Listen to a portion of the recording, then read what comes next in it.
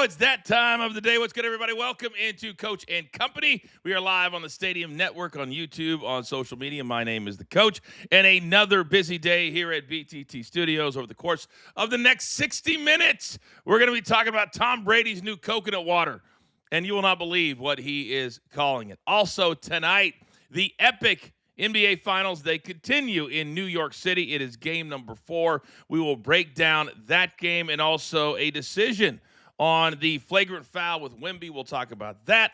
Also, it is Wednesday. You know what that means. It's time for some rants.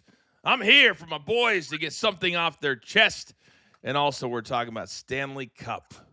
Those epic finals continued last night with game number 4. Now, over here at BTT Studios, we have 4 big shows that are getting ready to grow to 6 very, very soon. But if you missed the 2 count from Tuesday on our BTT YouTube page, I encourage you to go back and watch it on demand. The Coach and Bro Show, also on demand, a new live show on Thursday. Then, of course, the Last Word with Big Tommy C and Gabby from Monday night. You can catch that on demand as well. But the best thing that I saw last night, man, it doesn't get much better than this. Can you imagine being the parents, the family of Braden Montgomery?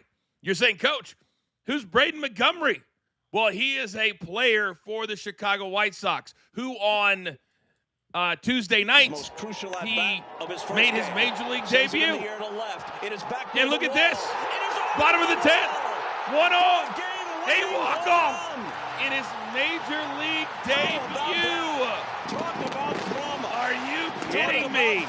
He joins Miguel Cabrera as the only players in Major League history to have a walk-off home run in extra innings, no less. Look at that. He's a member of celebration. I can't even imagine having something better than that happen to you. And look at all of them. Look at the White Sox fans. And they beat first place Atlanta in the process. Absolutely amazing. That is the best thing I saw last night. Let's bring my guys in because this is absolutely amazing. Mikey P. Big Tommy. We love sports. That's what it's all about. That's what it's all about, Coach. It's unbelievable seeing that. A walk-off. Your family there, and you win the game. Kind of reminds me of you, Coach, back in the WWE days. You did a couple of walk-offs for us.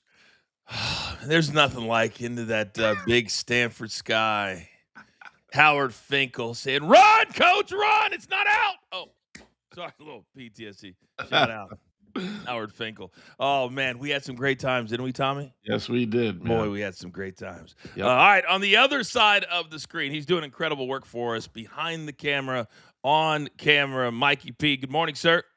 Good morning, Coach. Yeah, I love that moment for Braden Montgomery. Coach, the last time he played baseball in college, he broke his ankle. So here's a kid who gets drafted, goes through the minor league system, and his first taste of major league action. And on the other side, Atlanta closer Raciel Iglesias had not given up a home run all season. Welcome to the show, kid. It's getting fun. It is getting fun on the south side of Chicago when it comes to baseball. I've said this all the time. And by the way, speaking of the south side of Chicago, we are getting ready to enter into a partnership with a big Chicago-based platform and company. I can't wait because I feel like Chicago is going to be our new base.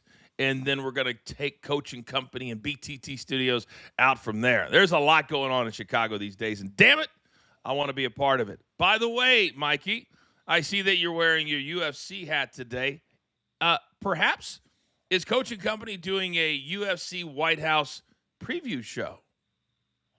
You know what, Coach? This grin that you always talk about, that I smirk all the time, I couldn't be happier this morning. I thought it was 4th of July. I woke up, the birds were chirping, there was fireworks outside. I think we're doing a damn detailed preview show, and I cannot wait. Me neither. It'll be released later this afternoon right here on our YouTube page. Hey, Stadium, if you want it, you can give us a call. But we'll have that we're going to be doing that later this morning, and we'll have that released later this afternoon. Remember, this week it's on Sunday, not on Saturday, at the White House. A $60 million price tag for Dana White and the boys over there at the UFC. All right, gentlemen, our lead story today as we bring it, Vegas. Last night, the Stanley Cup Finals continued. I know, Tommy, you've been all over. You've been watching every single game. as have I. And every game almost feels like a season unto itself. I was playing golf with my son, who, by the way, was 4 under going into 16 yesterday, and he double bogeyed 16. Oh, my God. Oh, He had a chance for a personal best, like 67, 68. But as I'm looking at my phone, they're up 3-1 in the first 11 minutes. This whole thing has been crazy. They're up 4-3 late, and they have one of those ridiculous bouncing, long, empty net goals. yeah. They win 5-3. We're now tied at 2-2. It just feels like this series deserves to have 7 games. Tommy, your take. Coach, this is one of the best hockey Stanley Cup Finals I've ever seen. First of all, both of these teams are super quick. I was watching the power play that Vegas had. It was 4:40 to go in the second period, and I couldn't believe how fast they were moving the. Now they didn't score, but how fast they were moving the puck around. They are just incredible, and the Hurricanes are just as good. And you know one fact that no Stanley Cup Finals have ever had 3 goals or more in 4 straight games, and it's this one going on right now. And by the way, a little hint to the Hurricanes: keep that goalie in there. When you're hot, you're hot. You got to keep him in for the next game. To be accurate, no Stanley Cup Finals have had both teams score 3 goals each in every single game so far. Yes. Mikey, let me come over to you, because Jordan Stahl, who became the first player in Stanley Cup history to have a goal in the first 4 games. There's so many records being broken. And he said afterward, and I quote, "It's a wild ride, isn't it?" And he's been around for damn near 2 decades. And to Tommy's point about the speed, it's amazing. If you're not in shape, you're not getting on the ice in this thing. This thing is nonstop for 60 minutes. Yep. Yeah, it absolutely is. And Coach, you know how I'm viewing the Stanley Cup Finals? It's like when parents are watching the 2 siblings fight, and you go, just let them fight it out, let them fight it out. And when it gets really bad, then we'll intervene. And I'm watching from afar going, I want these 2 teams to fight it out because we deserve a Game 7. I don't really care who wins these finals. I just want us to get to 7 games because we as sports fans deserve it. We here at BTT deserve it to talk about it. And the NHL deserves it. The ratings are through the roof. The style of play is one of a kind. So for me, I just want them to keep beating each other up and make sure we get a Game 7. You know, the other thing I like about both of these series, remember it was about, 10 or 15 years ago, Tommy, where they did the 2-3-2? Yeah. And I thought that was so unfair for the home team because you had to make sure to get it to a Game 6, and then you could be behind the 8 ball. So now they've realized everybody flies private. You can get there in a couple of hours. So now Game 5 goes back to Carolina. That's a gigantic advantage in this series where the home team, it's like playing against 20,000 people and the 5 on the ice. You're absolutely right, Coach. And the Hurricanes have one of the probably the loudest arena in hockey today. That's been reported. So they have the advantage right now. But you know the other funny thing about this series? You don't see any fighting at all, Coach. I mean, they're hitting, but there's no time for fighting. They know they don't want to go in the penalty box because any team, they could score on each other like in a moment's notice. That's a great point. And the other part, and I think I've mentioned this a couple of times, but the reviews in hockey, damn it, I wish baseball had it. I wish football had it. If you challenge a penalty, or excuse me, if you challenge something, you get a 2-minute penalty if you're wrong. So there are repercussions to stopping the game and telling the officials, you ain't right. And Mikey, that's a big deal. The other night in game number 3, the officials put the camera they put the camera on Tortorella, and they're like, is he going to challenge? Is he going to challenge? And he had to think about, if I challenge and I'm wrong, I could be handing the game to Carolina. Yeah, and that's a huge thing. And that's where I feel like the NHL gets it right compared to all these other leagues, because we praise head coaches for play calling or lineup changes. We don't always give them credit for challenging or, matter of fact, not challenging. And in the NHL, when it matters the most, I think that's where we can give this league a lot more credit than any other league because, in the NBA, you put up the right lineup, great. In the NFL, you call the right plays, great. In the NHL, if you don't challenge the call on the ice, maybe you just helped your team to a Stanley Cup victory, and I love that.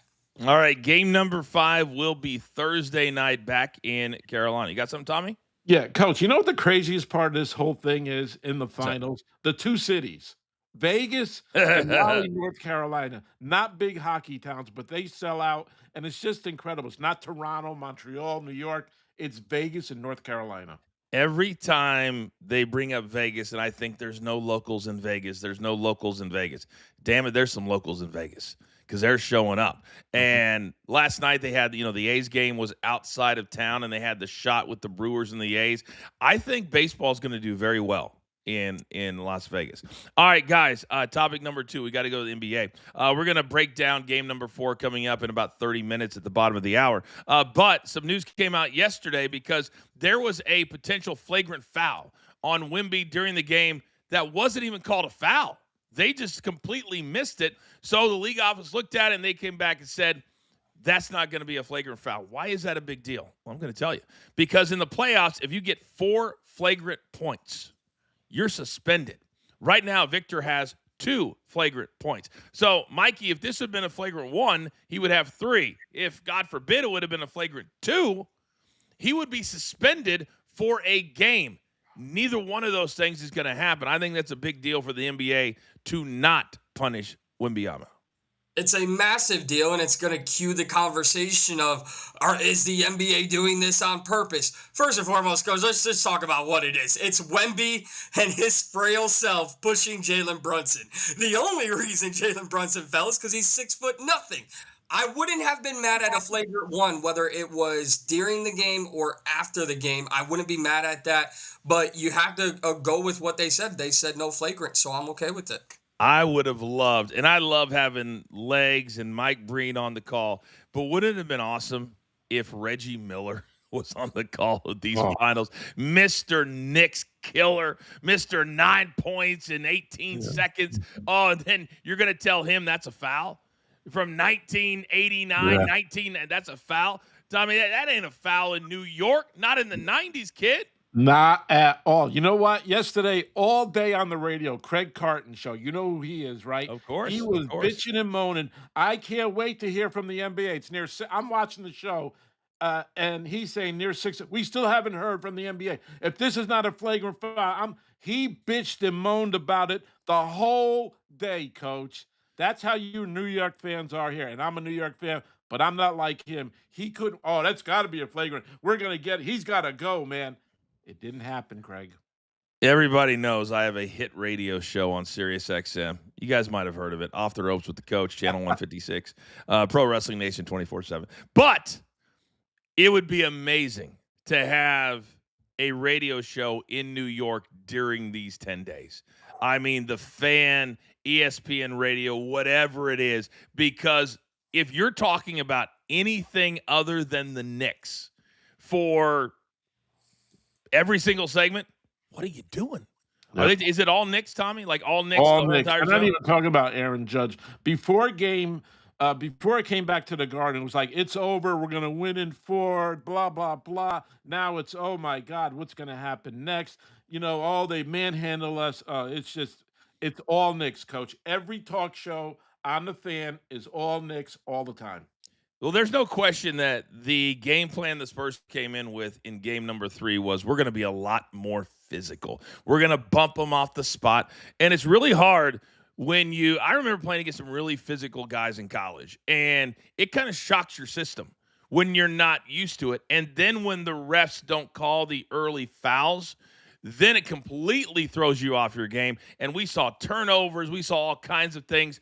We'll see what tonight brings. Again, we're going to break it down coming up in about 20 minutes. All right, we're just getting started here on the show. Coming up on the other side, we love ourselves a little Wednesday. Why? Because my boys get to rant about what? I don't even know. It's a beautiful day. Get your ass out of bed. This is Coach and Company on Stadium, YouTube, social media. Come on back.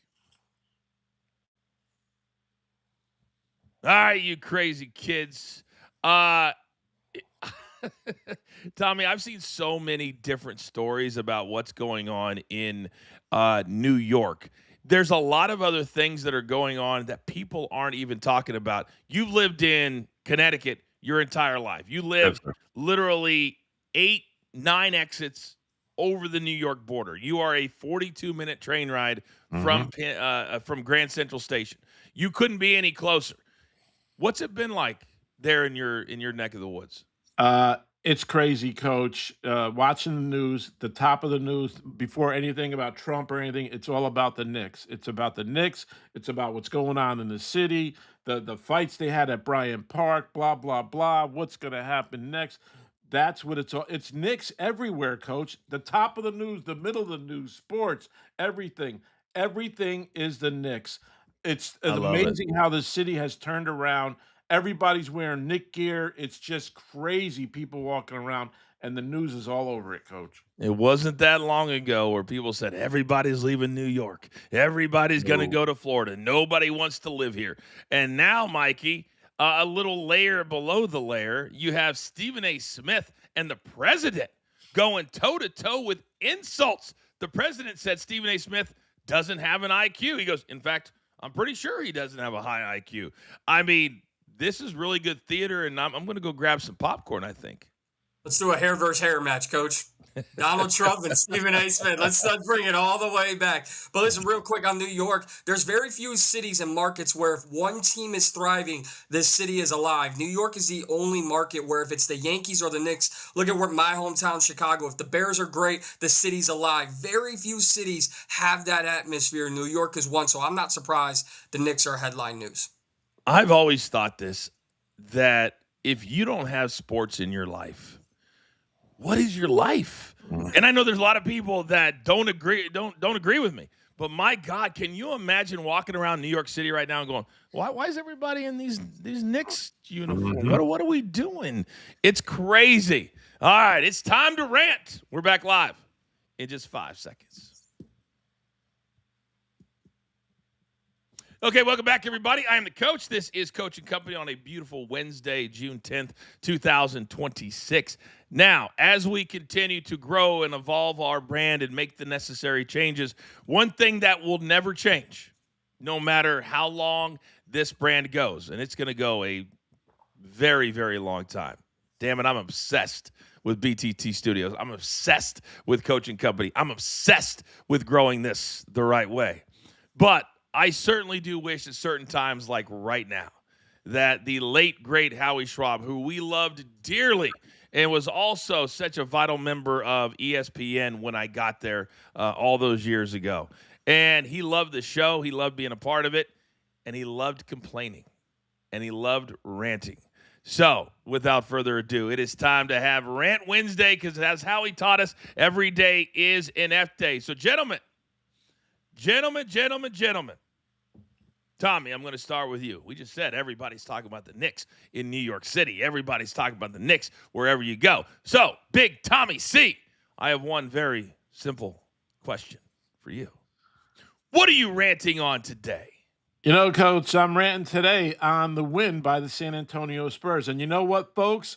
It wasn't them on the court. It wasn't Castle abusing Bronson all the way. It wasn't where Karl Anthony Towns came back to earth, and Schmarmity and Bridges, who came back to earth to playing like they played in October. It was somebody who wasn't even on the court, Coach.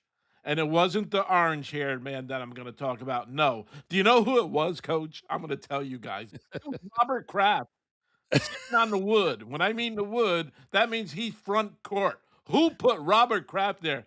Boston came out. Boston came out, Coach. They put the hex on him, and they lost. Who? I want to know who brought Robert Kraft there. I don't know who it is. I'm not a Knicks fan, as you know, but I love it. They got abused on the court, but it was the hex. It was the Robert Kraft hex, not the Dan Housen hex. It was Robert Kraft, Coach. when they showed him on the screen the other day, I thought, oh my goodness. Oh my goodness. I don't know if you guys saw, there's this guy, all these people on Instagram and the algorithm. There's this guy that posted a video, and they'll put like point of view, and he was pretending he was the ticket guy giving away tickets to celebrities. And I got to find the video because it was absolutely hilarious. He would like do phone calls with different celebrities that would call and ask him. It was all fake. But the lines that he used it was amazing. Amazing. And like Robert Kraft. Can you imagine Robert Kraft, Tommy, calling him for a free ticket? They're calling the Knicks for a free ticket. Oh my God. Can you imagine? I mean, one of them, he goes, no, Spike Lee does not want you sitting next to him. I'm just like, oh my God. Oh my God. Absolutely amazing. Oh, Robert Kraft. Is anybody in their 80s living a better life than Robert Kraft? Is he still with the youngin? He was by himself. I saw him sitting courtside. It looked like Cohen was sitting next to him, the Mets owner. That's what it looked like. If I was still with the youngin, she would have been there with me. Yeah. It would have been like, look at me. Yes, I'm rich. Yes. What are you going to do about it? Tell him. All right. Great rant, Tommy. Great rant. All right, Mikey, coming over to you, big dog. One very, very simple question. What are you ranting on today? Now, with the NFL season right around the corner, so much has been made over the political ping pong in the state of Illinois and the state of Indiana with the future home of the Chicago Bears, which, by the way, is likely not to happen until 2028, 2029, hell, even 2030 if they keep going back and forth between the two states. Here's the problem I have. For every internet troll, for every Packers fan, every Vikings fan, every Lions fan, let me just educate you on something. There are 10 teams currently in the NFL that do not play in their listed city of their team. 3 of those 10 teams don't play in their own state. So that doesn't mean the Bears, the Chicago Bears, the Bears, become the Hammond Bears. That would never make sense. No one wants to be behind an industrial plant in the state of Indiana, first and foremost. And then when you look at, is it the Jersey Jets? Is it the Jersey Giants? Is it the Andover, Maryland Commanders? I mean, there's so many teams that do not play. You're not insulting me by saying the Bears are moving to Hammond, Indiana. What you're really showing is what we've said in the history of sports. Politics and sports should and do not mix well together. It's an annoying headache, but you're never going to troll me because my team plays in a different city or in a different state. They will always be the Bears. Oh, my God. If you say that one more freaking time, I'm going to jump through the camera and strangle you. I didn't think so. All right. Got it. Don't you hate that little smirk, Tommy? Don't you hate that little stupid smirk right there? I just want to slap it right off his face. All right. My rant today is on fans. My rant today is on you fans out there that have absolutely no clue how to do a show and what you're supposed to do within a show. I try to engage. I try to say, you know what? Today's going to be the day because we have 4 different shows. Wrestling fans are always engaging. They're always finding our different times. I'm like, you know what? I want to pay it back, and I want to at least let them know that we see them. And then yesterday I got a tweet from, I don't know who. Most of them are, guys with 20, 25 followers because they have nothing else to do but sit there and tweet all day when the rest of us are working. The rest of us are doing content. The rest of us are doing SiriusXM radio shows. And he complained, Coach, I love your show. Listen to it every day. But why is it just a WWE show? The entire network is just WWE. Well, let me tell you guys something.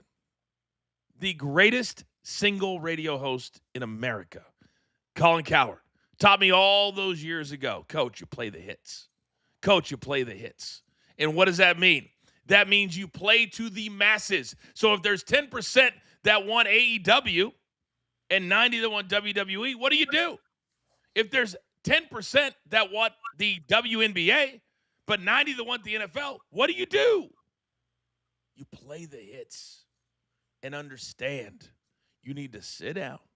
You need to shut up and understand that it's you Yes, you, the 2% that are making people like your boy, just turn off the mentions. Stop it. Absolutely stop it. By the way, Tommy, your partner, Gabby Laspisa, she has been bullying me into potentially starting a reality show here at BTT Studios. Bullying me. Would you and her be part of this show? Because if it is, I'm tuning in every week. I believe we would. And I believe we also have a third person that people don't know yet. But I'm leaning towards it because, as many of you know, because every time we come on for our production meeting, I always have a show on in the background. You guys make fun of me. What is it? Summer House, 90 Day Fiance, whatever. You can shut it too, Tommy. You can shut it too. But I need an outlet for my reality-based. And no, Mikey, I'm not letting you touch that show. There's no way, shape, or form. Do you watch it? Either one of you watch reality TV? I watch Below Deck. I watch Big Brother. Big Brother, July 9th. I actually have a pool for it. I'm in a pool. Me and my daughter. She just got added to the thread, so she feels like a big girl now that she's almost 18 years old. Now, speaking of drama, speaking of reality, gentlemen, you can't make this up. Brendan Sorsby is either the gift that keeps on giving or the completely story that's a pain in our ass that won't go away. It blows my mind that people with a brain are allowing this guy to play at all. But now it gets better because it has come out that they have set a trial date for Sorsby versus the NCAA. Would you like to guess the date of this trial? Anyone? I'll tell you. February 8th. The national championship game is 2 weeks before that. So do you think Sorsby, the day after potentially Texas Tech makes it to the national championship game, is going to give a damn about his college eligibility? And it will come right off the docket, just like the WWE did last week. Tommy, I know you got to go here in a couple of minutes. What are your thoughts on the fact that it almost feels like the judges and everybody involved just don't care if he gambled on his own team? Coach, it's what we call in the business the biggest work of all time, isn't it? Am I wrong or what? No, I mean, I'm hearing you yesterday talk about this, and I'm like, I can't figure this out. How does this guy get to do what he's going to do? And now they make the court date February 8th. All right, who cares anymore? It's the biggest work of all time, Coach. And what a joke it is. They pick certain athletes and certain times or whatever to make sure they get over, and that's the bottom line there. And he's dealing with another lawsuit because Cincinnati and their NIL collective, Mikey, they're going after their $1 million that he owes them in a buyout because he got $5 million. And it came out yesterday that the billionaire behind all the money at Texas Tech, well, he might have been up to a little something as well. Mikey, this story is far from over.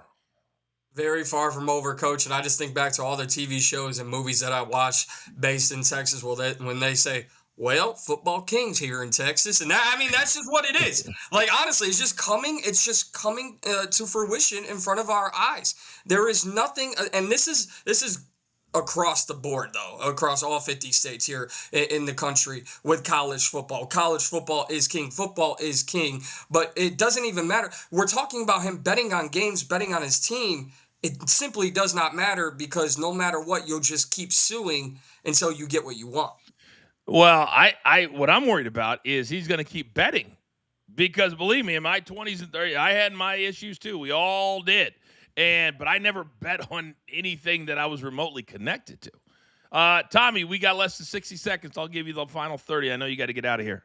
Coach, the quick thing is, and I've been talking about the fan and the Knicks. This morning, as I'm getting ready, I'm listening to Boomer and Gio, and they play a clip from ESPN. There's an interview with Castle, and they ask him, do you think you're going to win Game 4? Well, Castle says, yes, I do, and I think we're going to win the next 3. Comes back to Boomer's size, and he says, oh, my God, this is bulletin board material. We got to put this up in the Knicks locker room. Are you kidding me, Boomer? It's ridiculous. What do you expect the kid to say, Coach?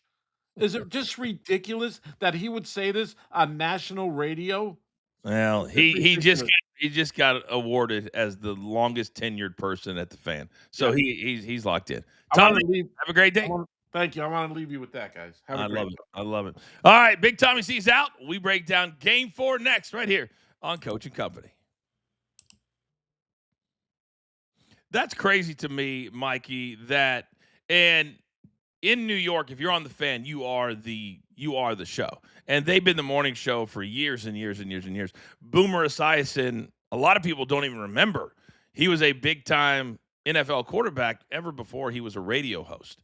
But to say it's bulletin board material that a Spurs player says, yes, I think we can win game number 4 is absolutely banana land to me.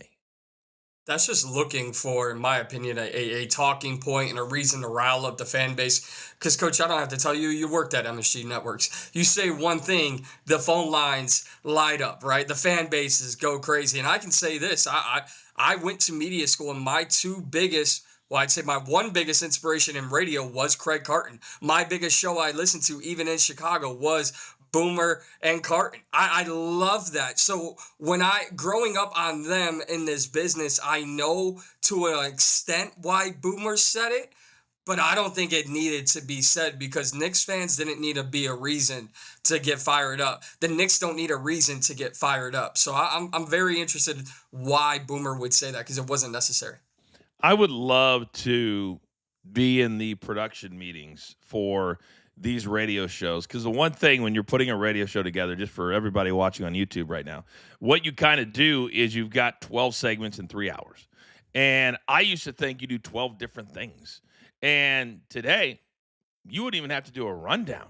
It would be game 4, dissect it, take calls, dissect it. Hour 2, dissect it, take calls, dissect it. And that's all people driving down the West Side Highway, down the FDR, in Connecticut, in New Jersey. That's all they want to hear about. And that's when you know you have a gigantic topic for sports radio.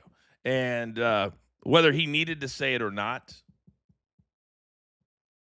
that's what he does. And that's what that show does. And damn it, it's probably what I would have done too if I was sitting in that seat, making over $1 million a year. All right, we're back live. 5 seconds.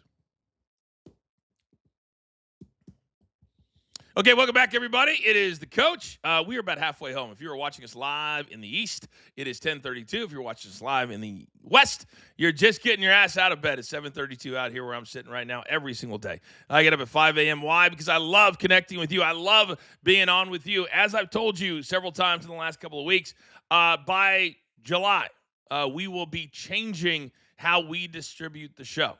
I think it's going to be exciting, and it's going to be a lot different, and we are targeting bigger places. But it's going to be a lot more sports talk, so thank you guys for embracing the changes that we feel like we need to make. We are live right now on the Stadium Network, and you'll be able at the Stadium platforms to get us on VOD, all kinds of segments. We're still going to be living there, also on YouTube, and, of course, on social media. All right, Mikey, it's time to dive in to game number 4. Madison Square Garden, and I'm interested to, and I think this might be possible, if the Knicks would have won game number 3. I think tonight would have been hyped. I think the crowd would have been hot, simply because I don't think there's going to be a lot of the same people there, because I don't know if you saw this, but Aiden Ross was on his stream, one of the biggest streamer in the world, and he was talking about how he got a call from his ticket guy. I don't know if you saw this. And so he said, hey, do you want to have tickets? There's one in between Robert Kraft and Steve Cohen. He said, how much is it going to cost me? He said, $1 million. $1 million. So I don't care how much money you have, but I doubt Chris Rock. I doubt Steve Cohen. Well, he's a billionaire. I doubt a lot of these guys are paying $1 million 2 games in a row. So I think we're going to have probably at least 10,000 new fans in the building. How do you think the energy is going to be affected? Because I think it's going to be bigger than game 3, simply because we have a series now. It is 2-1. And these Knicks fans are salivating for an NBA championship. I think a lot of them thought they would be celebrating tonight, potentially. Now they got to dig in. And if they lose, now all the momentum goes back to San Antonio with the Spurs. Where do you think the energy will be tonight? Well, to your point, courtside, coach, I can't wait for the B plus list celebrities to see who's sitting courtside at the game. But one thing, the game is the energy inside Madison Square Garden is going to be turned up quite a few decibels, in my opinion. And one thing I wanted to credit the broadcast for ESPN ABC is when you see those wide angle crowd shots, coach, a lot of them were focused on like row 15 and up, even in the lower level. So yes, you were getting your celebrity shots here and there, but what they were really capturing was the New York City fan base, the diehard Knicks fans yelling at, De'Aaron Fox and Dylan Harper and all those guys. But that was the first game. Now, you know this more than most people. Now there's a little pressure. Now there's a little bit of tension in the building with Knicks fans. And I think them knowing not necessarily that their back is against the wall, but they have to respond in a big way. I think the energy from a fan perspective is going to be even bigger. It was very clear that the Knicks were more nervous than the San Antonio Spurs. There is a innate thing that happens in your body when you're like, hey, I got nothing to lose. And when the Spurs went to New York down 2-0, they're like, wait a second. We had home court. We did nothing with it. We should have won the second game, and that didn't happen. And I think they went into it because I loved that shot of the huddle right before they went out at like 5:02 or 8:02. I'm in the West, 8:02. And you have that 20-minute warm-up, and they just had that shot for maybe 90 seconds, and the announcers were talking over it. And you just saw, and the last guy to come out of the locker room they were waiting for, De'Aaron Fox, the guy that runs the show, the guy that makes them go with all of the talent they had, just sitting there, that nervous energy. But even Wemby was like, well, I think we got this. I think we know that without the turnover, without the dumb foul, that they probably would have won game 2. So when you have that confidence, and then it is 12 guys against the world, there are certain athletes, Mikey, that thrive off that. There are certain athletes. Can you imagine Michael Jordan standing in that huddle, doing the Michael Jordan clap, and then all of a sudden he gets to go out and look at all those Knicks fans that know he's the best player in the house? That's what Wemby did the other night at 20 years old.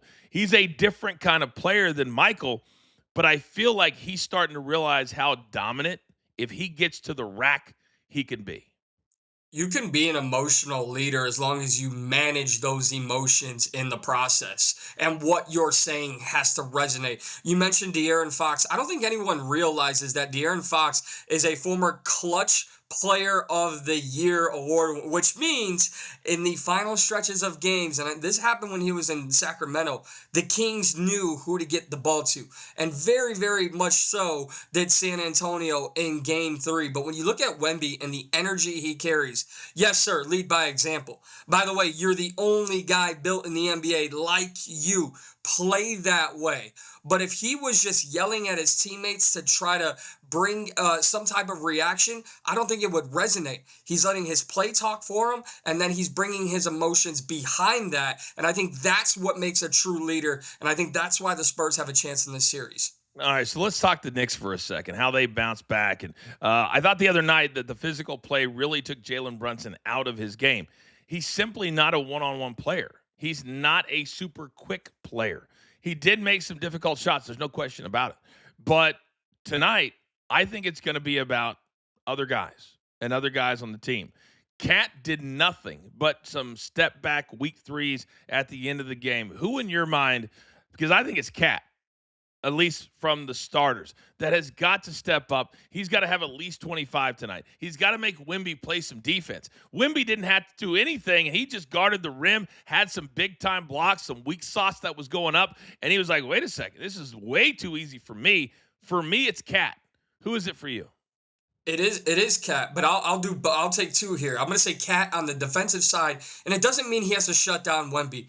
You know, the Cat's never going to be a guy who holds Wemby to less than 20 points, but get physical We saw it early in game 3. Wemby is just wide open at the rim, nonstop. Cat, just be a body, get in front of him. And offensively, coach, you trade 4 first-round picks for Mikal Bridges. Mikal Bridges has to step up. Corner threes are great, but Mikal Bridges has the capability of being a 3-level scorer. He can get to the basket, he can hit pull-ups, and he can hit threes. That's what they need offensively, and defensively, or at least on the boards, Cat has to show up. You need to stop it. The disrespect of Mikal Bridges. He had a huge game in 28 minutes. 2 points. 1 for 5. Over 3 from 3. What are we doing? Brunson and Anunoby combined for 60. That's probably the hardest 32 points Jalen Brunson has ever had to score. I mean, he had to work for every damn point. 35 minutes. I think tonight he's got to go north of 40 minutes. He was in foul trouble for most of the third quarter and early fourth. But to me, it's Clarkson off the bench. I need a player that thinks he's better than he is. I need a player who is not scared when he goes out there under the bright lights. Clarkson's always been a delusional player. He's always thought he's an all-NBA performer. He had 10 points in 13 minutes. He came in shooting the rock. They need him tonight, I think, to go north of 10 points off the bench. Yeah, it's almost like, and I would never say Dylan Harper is delusional, but you want Jordan Clarkson to play with that energy that Dylan Harper brings, right? Where literally I have nothing to lose. My favorite part about Jordan Clarkson's 10 points, coach, you know this having worked there, when Mike Breen is emphatic in his calls, he will tell you, oh, that shot wasn't supposed to go in, right? And there were several Jordan Clarkson shots that weren't supposed to go in, but Mike Breen sold them, so Jordan Clarkson thinks he's an all-star again. Let's switch it over now to the Spurs, because as deep as they are body-wise, scoring-wise, they're only about 6 deep. All 5 starters were in double figures. Wemby had 32. Then Dylan Harper had 13. Now, down the stretch, he did miss some big threes, but he wasn't scared to take them. This is a dude that's going to be, I don't know if he's going to be a max player someday. If he is, it won't be in San Antonio. But for the here and the now, he's on a rookie contract. They have him for a couple more years. He is like Clarkson, only better. And this dude will take it right at you. He'll dunk on your head. He'll look at you and say, I'm going to do it again. And I love that in a rookie. And let's not forget, he played college ball on the Jersey Turnpike about an hour from New York City. You don't think there's some boys from Rutgers that are pumping him up just a little bit? I think so. Yeah, absolutely. And I love Dylan Harper. I have said that he's the wild card to this entire series. I love this kid's game. But, Coach, you think back to Game 3, what changed the course of this series in that game? It was the physicality. So I go back to a guy, your man Legs, Tim Legler, continues to talk about each game, Stephon Castle and his aggression and his physicality and getting to the rim. Stephon Castle has never settled for a shot in this series. Now, there may have been some bad shots, but he will get to the paint. He will attack the rim, and that's what's making life hard for the New York Knicks on defense. So I think Stephon Castle continues to play aggressive, and the Spurs have a shot. The look on his face is just like, I hate you. I hate you. I really hate you. Oh, and I really hate you. All right, we got 90 seconds left. It's time for our predictions on what our best bet would be. I'll go first. To me, it's the over again. I think it's going to be fast-paced. I think that the Spurs have realized that the faster they make it, even though they normally don't like it, they can score easily on the Knicks. They can throw it up to Wemby, and he just dunks it home. So I'm going to take the over and avoid the spread. What about you? I'm taking the spread, Coach. I truly do believe, and right now the Spurs are plus 2.5. I think the Spurs are live dogs. You know, I had Spurs minus 4.5 in Game 3 because I truly believed in them. I would probably take them if I was going to take them as a favorite, minus 3 and nothing more. But I'll take the plus 2.5 tonight. Maybe buy that half. I normally don't like buying half points or full points in basketball. I'll do it in football, but not in basketball. But tonight, it feels like either way. Either way, it's going to be a tight game.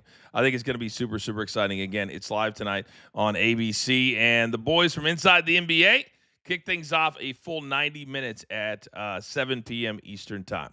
All right, coming up on the other side, Tom Brady, he's at it again. He's got a new product. What's it called? Very interesting. I'll let him tell you when we come back. This is Coach and Company. Have a great time on a Wednesday.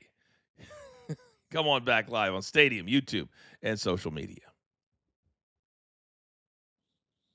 All right, Mikey, tomorrow, we didn't have time today, but tomorrow we're going to play the video.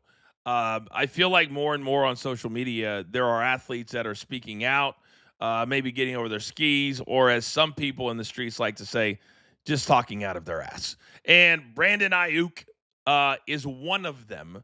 And the San Francisco 49ers, I thought were going to be the squad for at least 7 or 8 years.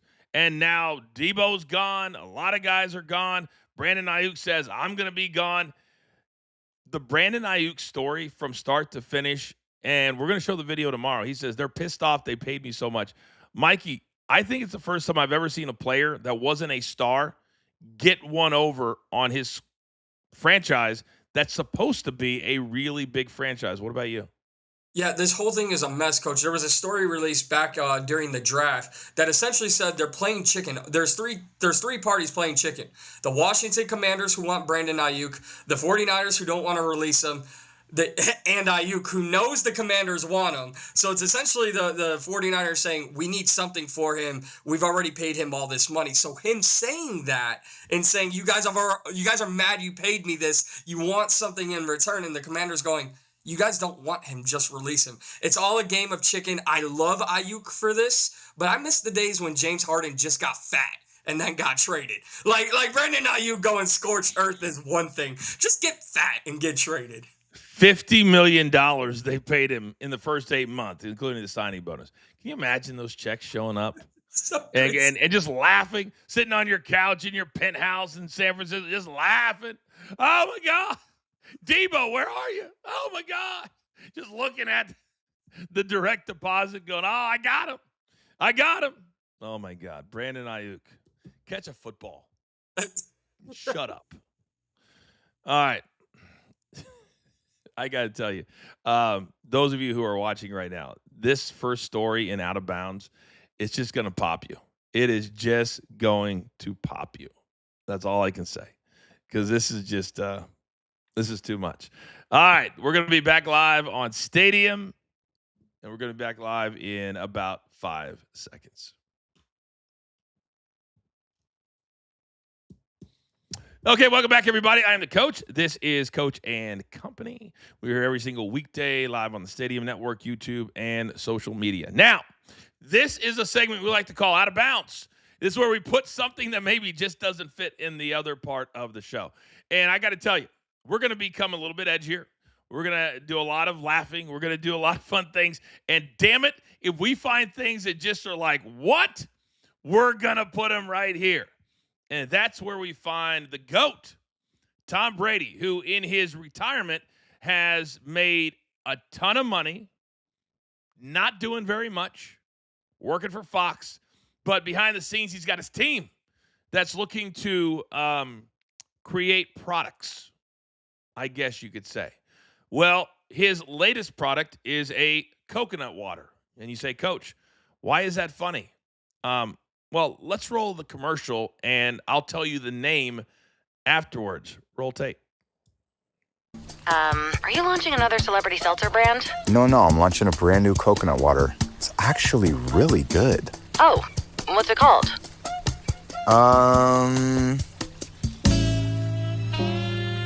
So we called coconut farmers in Vietnam for this one, which, when you care about ingredients, it's kind of a huge deal. No, not who you called. What's it called? You called me! Okay, just tell me what it's called, Tom. When you have a product this good, it doesn't matter what it's called, okay? Yeah, it kind of does. Genius! Genius! Oh, my God. They're going to sell out simply because it's called Good Nut. What are you drinking? Oh, I just had a good nut. I mean, are we serious right now, Mikey? Are we serious? They sat down and somebody in that room, you know this happened. They sat there and said, okay, what's going to be the name? They all looked around at each other. And then the little intern over in the corner goes, I got something. Yeah, what is it, Johnny? How about Good Nut? Nobody says anything. And then Brady goes, yeah, I like it. I like it. Let's go with it. And then their ad agency came up with that. Mikey, sometimes it's not even about how good it is. It's just about, I want to be a part of the movement. And damn it, I want to be a part of the Good Nut movement. I mean that. Coach, here's the thing. First and foremost, a little arrogant of Tom Brady to just say that, right? Right? Like, I mean, how do we know? How do we know it's Good Night? We haven't had it yet, right? Like, I mean, this guy, you're talking about a guy who's had all these scandals in the NFL, deflating balls and everything. Now, after his career, he's got a Good Nut coconut water. It's very arrogant. But this is also what makes Tom Brady so good. We've talked about developing and adapting to times. And as a guy who wasn't really showing his true identity as an NFL player, he has broken out of his shell, his coconut shell, if you will, and really showcased like he can get a little hip with the times. And I love this. Great marketing, great branding. And you know what? I want to taste Tom Brady's Good Nut. Mikey. We've discussed some of the things that you think are funny that aren't funny. That's one of them. Because now I'm going to have to tweet that out. I have no choice.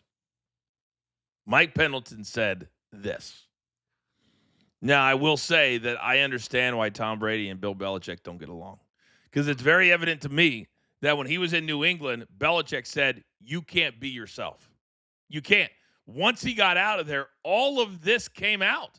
And he's been, seen with Alex Earl, who, by the way, is now hanging out with Lando Norris. How do you go from 6'4" Tom Brady to 5'2" Lando Norris of F1 fame?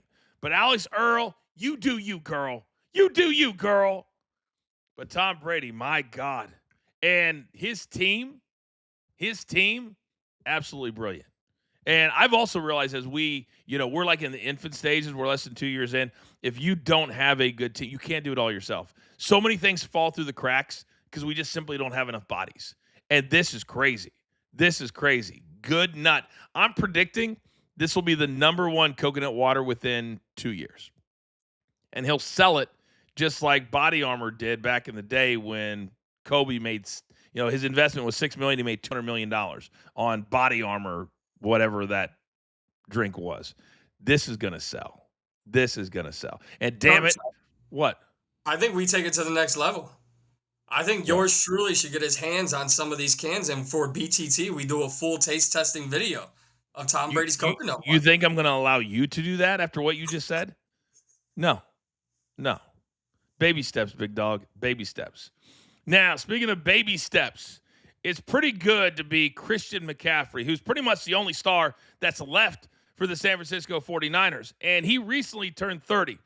And when you look at guys that have great lives, I think Christian McCaffrey would have to be right up there at the top. He married Olivia Culpo. They just had their first child, who's the most adorable thing ever. And he's got a family and a sister who's very, very supportive. So, Mikey, she just put this vlog out and for some reason put the picture of the dude from The Office on every – there's the baby right there. Are you kidding me? You can't have cute babies and have the whole family, too. So, private jet, 30th birthday, Mexico. This just looked like a ton of fun.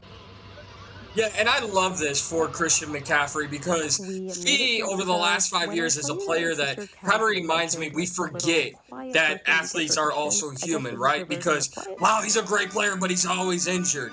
Yeah, I don't think his wife or his family care about his sprained ankle hurting your fantasy football lineups. Because at just 30 years old, look at this guy living everything. Mariachi band in Mexico, 30.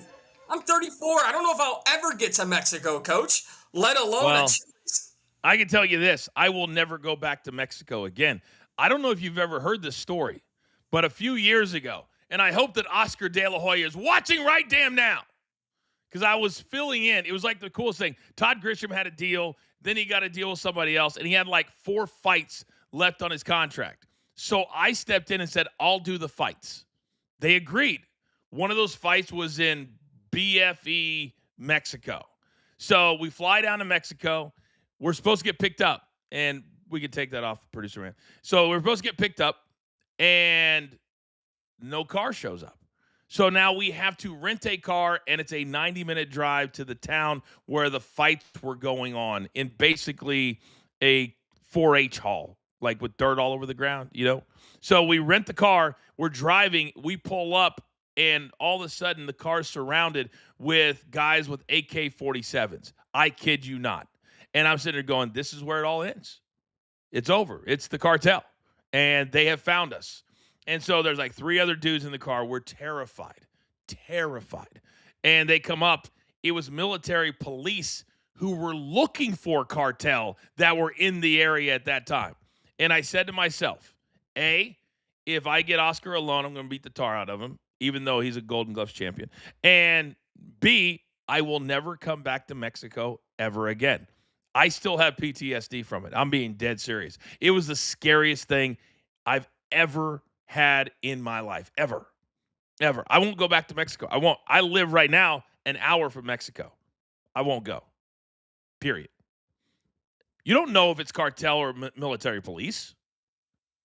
Yeah, Coach, I couldn't imagine, and on a much smaller scale, when I get to travel for PFL events, I am very much not a wanderer, even in stateside. Like I just don't know. Most of the time, I'm by myself too, and not good to just be traveling alone where you don't know the place. Oh, no doubt about it. All right, Mikey, good job today, buddy. Look forward to our UFC Freedom 250 preview show. We're going to tape that here in a little bit. We'll have it released coming up later today right here on our YouTube channel and also on social media. All right, that's going to do it for today. Thank you guys for making us a part of your day. We certainly do appreciate it. It is now time for you to go out into the world, for you to be nice to each other, pay it forward, and understand sports is simply what life is all about. Reminder, here at BTT Studios, we have 4 big shows: Coach and Company, Coach and Bro on Demand, The 2 Count on Demand, and of course, The Last Word with Big Tommy C and Gabby on demand as well. That's going to do it for today. Tonight, game number 4. I can't wait.